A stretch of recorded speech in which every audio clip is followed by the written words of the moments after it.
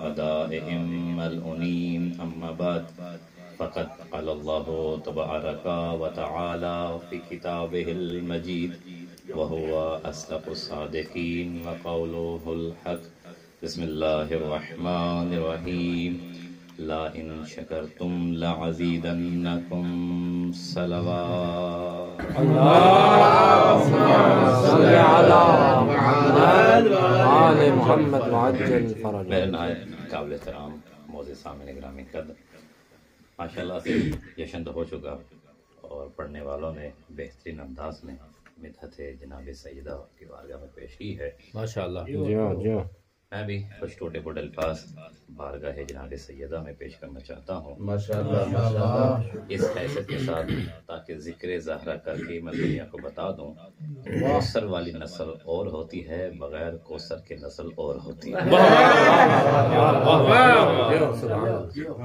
اور ہمارا یہ ذکر زہرا میں جمع ہو جانا سورہ کوثر کی اس آیت کی تفسیر ہے کہ جسے اللہ کہہ رہا ہے کہ رسول کوثر کی تو نسل ہوگی لیکن تیرے دشمن کی نسل نہیں ہوگی. اور جناب سیدہ وہ کائنات کی واحد خاتون ہیں کہ جنہیں پروردگار نے ایسے اعزاز، ایسے القاب اور ایسے فضائل عطا کیے جو کائنات میں کسی بھی خاتون کو عطا نہیں کیے گئے. اگر اس جشن میں بی بی کے اسماء کو ہی تلاوت کر کے ان کے اوپر روشنی ڈالنے کی کوشش کی جائے تو زندگی میں سانسیں کم پڑ جائیں گے، فضائل زہرا زیادہ ہو جائیں گے. سبحان اللہ. بس ایک دو بی بی کے نام اور انشاءاللہ جتنے درمیان رہا آپ ساتھ دیتے رہے. دنیا آج تلک کوشش کر رہی ہے کہ کسی نہ کسی کو رضی اللہ بنا دیا جائے، کسی کے فضائل چرا کے کسی کے ساتھ لگا کے دعا کی جائے کہ پروردگار تو اس سے راضی ہو جا. لیکن یقین کسی کو بھی نہیں ہے کہ اللہ اس سے راضی ہوا ہے کہ نہیں ہوا. لیکن کائنات میں واحد مستور ایسی ہے جسے خود مرضیہ کہا گیا ہے. اس خاتون کے رضا کے اوپر سوال نہیں ہے، بلکہ اس خاتون کو اللہ نے یہ منزلت عطا کر دی. فرمایا زہرا جس سے تو راضی ہے اس سے میں خدا راضی ہوں. رضائے زہرا رضائے الہی ہے. اور بالخصوص آج کے دن کی نسبت میں جہاں مبارکباد پیش کرتا ہوں انسانوں کو، وہاں میں کہنا چاہوں گا اے چاند تجھے بھی زہرا کی آمد مبارک ہو، اے سورج تجھے بھی زہرا کی آمد مبارک ہو، اے کہکشاں تجھے بھی آج زہرا کی آمد مبارک ہو، اے زمین تجھے بھی آج زہرا کی آمد مبارک ہو. کیوں؟ کیونکہ وجود زہرا کی وجہ سے ان کے وجود آج تک باقی ہے. اگر وجود زہرا نہ ہوتا تو کوئی موجود اپنے وجود کو ظاہر نہ کر سکتا. یہ وجود زہرا ہے کہ جس کی وجہ سے خاتم الانبیاء جیسا نبی ہمیں میسر ہوا ہے، امیر المومنین جیسا امام ہمیں میسر ہوا ہے. اور یہ وجود زہرا ہے کہ جس کی وجہ سے ہمیں معلوم ہوا ہے خدا کس سے راضی ہوتا ہے، کس سے ناراض ہوتا ہے.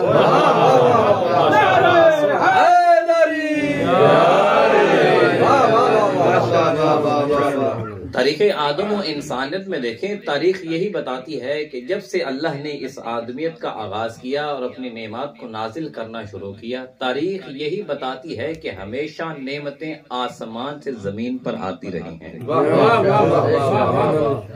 جس بھی نبی نے اللہ سے کسی نعمت کو طلب کیا تو وہ نعمت آسمان کی صورت سے زمین پر آئی ہے.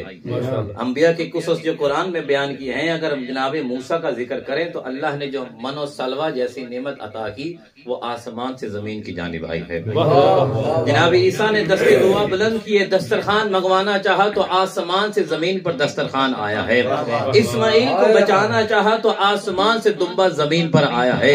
جناب داؤد کو قوت ملی ہے تو وہ قوت آسمان سے زمین پر آئی ہے. یوں کیوں نہ کہہ دوں کہ اگر علی کو بھی تلوار دینا چاہی ہے تو آسمان سے زمین پر آئی ہے. یہی بتاتی رہی ہے کہ جب کسی نے کچھ مانگا ہے اللہ نے آسمان والوں سے زمین کو عطا کیا ہے. لیکن کائنات میں واحد ایک ہستی ہے زہرا جس نے زمین کا رزق آسمان والوں تک پہنچایا ہے. نعرہ حیدری،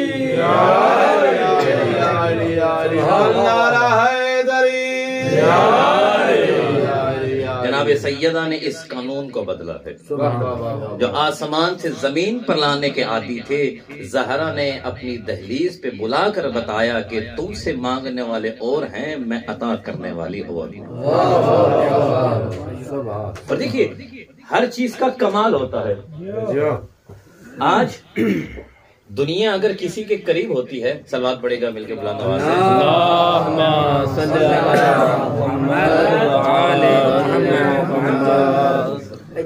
ہر انسان منزل کمال تک پہنچنا چاہتا ہے، اور ہر شے کی فضیلت اس کے کمال کی بنیاد پر ہوتی ہے۔ اب کمال کا معیار کیا ہے، کمال کی پہچان کیا ہے، ہم کسے کمال کہتے ہیں؟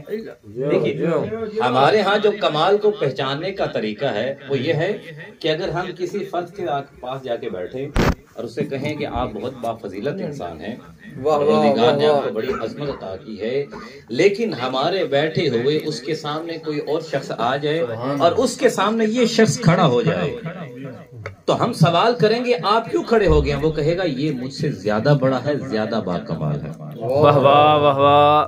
اور اگر ہم وہیں بیٹھے ہوئے دیکھیں کہ وہ فرد اپنی جگہ پہ بیٹھا ہے، اس کے سامنے تیسرا شخص آ گیا ہے، یہ اس کے احترام میں یا اس کے لیے کھڑا ہو گیا ہے، تو ہم اس سے سوال کریں، وہ کہے گا یہ مجھ سے زیادہ باکمال ہے۔ واہ واہ۔ تو اب کمال بڑھتا چلا جائے گا، جیسے ہم یہ سلسلہ دیکھتے چلے جائیں گے تو پھر کمال کی انتہا کیا ہوگی؟ وہ انتہا یہی ہوگی کہ کوئی ایسا فرد ہو جس کے سامنے اسے کھڑا نہ ہونا پڑے۔ واہ واہ واہ واہ۔ وہاں پہ کمال کی انتہا ہے، اسے ہم کہیں گے یہ باکمال ہے، اس کے بعد کمال بچتا نہیں۔ پروردگار نے آغاز آدمیت میں جس پہلے فرد کا آغاز کیا اسے کمال عطا کیا۔ ماشاءاللہ ماشاءاللہ۔ کمال کی ابتدا اس فرد سے کی، اسے کمال کیا عطا کیا؟ بناتے ساتھ ہی کہا کہ فرشتوں تم نے اس کی جانب جھکنا ہے، تمہاری منزل اور ہے، آدم کا مقام اور ہے۔ واہ واہ۔ ان کے درمیان جناب آدم کو باکمال بنا دیا۔ اب ایسا نہیں ہوا کہ جناب آدم بن گئے اور اس کے بعد سلسلہ نبوت اور رسالت کا آغاز ہوا تو کمال جناب آدم تک محدود رہ گیا۔ ہر نبی آتا رہا، کسی کو لوہا موم کرنے کا کمال دے کے باکمال بنا دیا، واہ واہ۔ کسی کو ڈائریکٹ اللہ سے باتیں کرنے کا ہنر سکھا کے باکمال بنا دیا، واہ واہ واہ واہ۔ کسی کو مردوں کو زندہ کرنے کا فن سکھا کے باکمال بنا دیا۔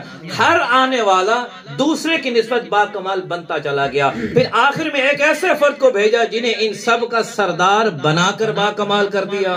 واہ واہ۔ لیکن ایسا نہیں ہوا کہ یہ کمال یہاں تک محدود رہ گیا۔ ذمہ داری سے جملہ کرنا چاہتا ہوں، یہ کمال آگے بڑھتا چلا گیا۔ اس آخری آنے والے کا کمال یہ ہے کہ اسے کسی کے سامنے کھڑا نہ ہونا پڑے، ہم کہیں گے یہ باکمال ہے۔ لیکن تاریخ یہی کہتی ہے کہ جسے سارے نبیوں نے باکمال کہا وہ باکمال زہرا کے سامنے کھڑا ہو جایا کرتا۔ واہ واہ واہ۔ نعرہ حیدری۔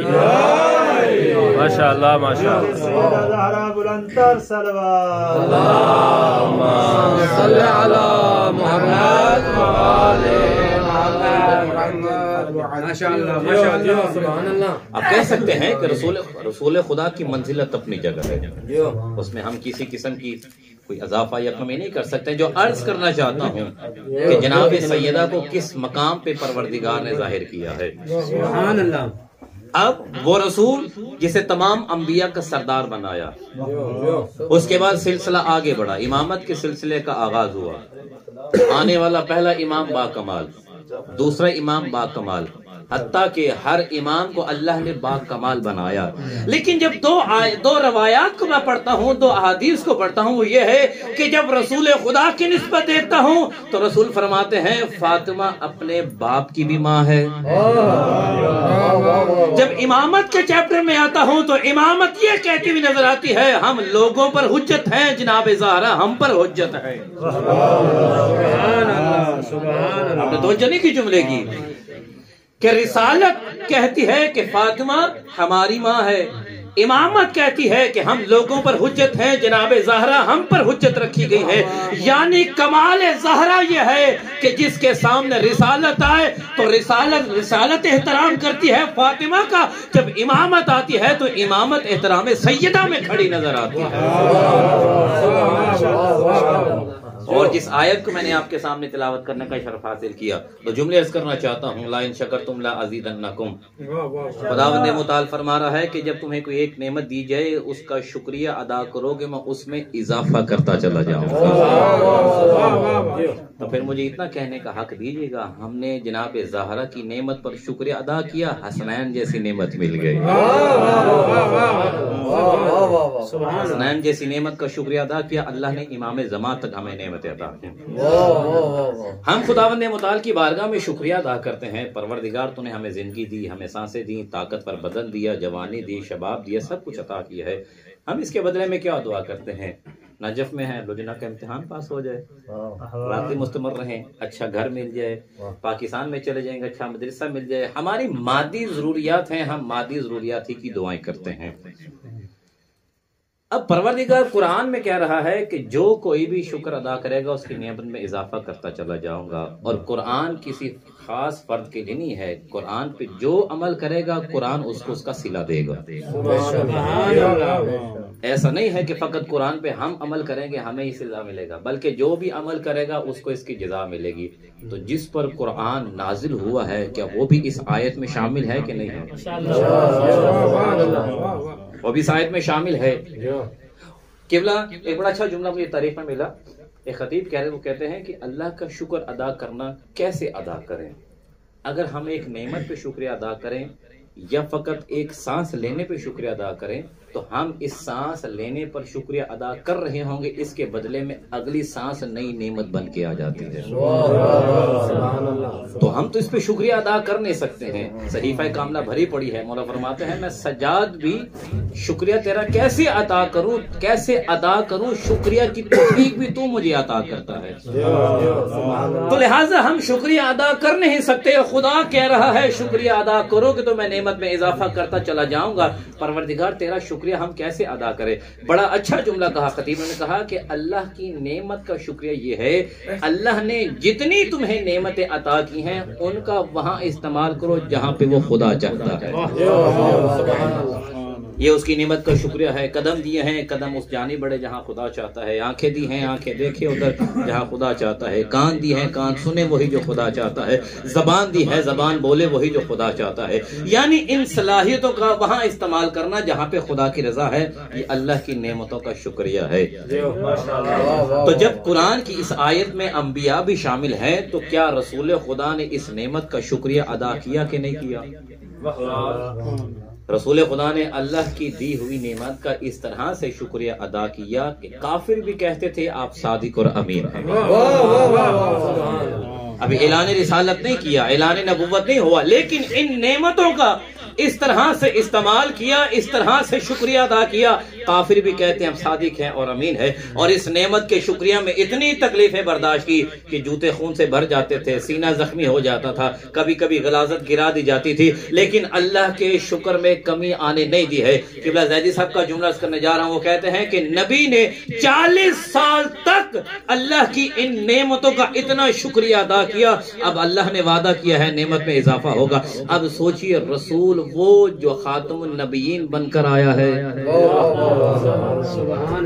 اب کیا نعمت میں اضافہ کیا جائے گا؟ فضیلت دیکھیں تو رحمت للعالمین بن کر آ رہا ہے، تمام انبیاء کے سردار ہیں، وجہ خلقت کائنات ہیں، اور مرسل اعظم بن کر آ رہے ہیں۔ اب وہ نبی شکریہ بھی اس انداز میں کر رہا ہے، ایک دن نہیں، 2 دن نہیں، 4 دن نہیں، 40 سال تک اللہ کی نعمتوں کا شکریہ ادا کیا، ایسے انداز میں جو خدا کو نہیں مانتے ہیں وہ نبی کو مان رہے ہیں۔ اس قدر مخلصانہ انداز میں پروردگار کی بارگاہ میں ان نعمتوں کا شکریہ ادا کیا۔ وہ کہتے ہیں کہ سوچئے جس نبی کو رحمت عالم بنا کر بھیجا گیا، سردار انبیاء بنا کر بھیجا گیا، وجہ خلقت کائنات بنا کر بھیجا گیا، اور شکریہ بھی اس قدر سخت انداز میں کہ 40 سال تک خدا کی بارگاہ میں سبحان ربی الاعلی، سبحان ربی العظیم کہتا رہا ہے۔ اب اس پروردگار نے اس محمد مصطفیٰ کو کیا نعمت دینی ہے جس میں وہ اضافہ کرتا چلا جائے؟ نبوت کا خاتمہ کر دیا، رسالت کا خاتمہ کر دیا، ساری نعمتیں عطا کر دی۔ وہ کہتے ہیں کہ اللہ نے نبی کی 40 سال کی محنت جو نعمت شکریہ پہ انہوں نے عطا کی ہے، اس کے بدلے میں جو اللہ نے نعمت عطا کی، اس نعمت کا نام فاطمہ زہرا ہے۔